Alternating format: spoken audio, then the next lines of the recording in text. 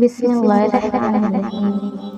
رسول اللہ صلی اللہ علیہ وسلم نے فرمایا ہے بخیل یعنی کنجوس آدمی اللہ تعالیٰ کا دشمن ہے، چاہے وہ کتنا ہی عبادت کرنے والا ہو۔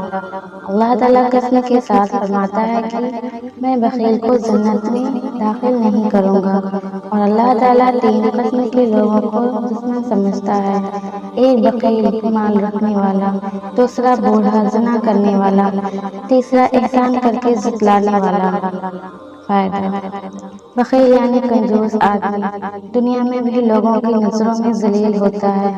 ایسے آدمی کو چاہیے کہ مال کی محبت دل سے نکالے اور ہمت کر کے اچھے کاموں میں اپنا مال خرچ کیا کرے، غریب رشتہ داروں کے اور دوسرے غریبوں اور محتاجوں کی، عالموں اور طالب علموں کی خدمت کیا کرے، دنیا اور آخرت میں عزت ملے اور جنت میں جائے۔ دیکھو، حضور صلی اللہ علیہ وسلم فرماتے ہیں کہ سخی یعنی اچھے کاموں میں مال خرچ کرنے والا اللہ تعالیٰ کا دوست ہے، اور وہ دوزخ کی آگ سے دور ہے اور جنت کے قریب ہے، اور جنت میں بڑے بڑے نعمتیں پائے گا۔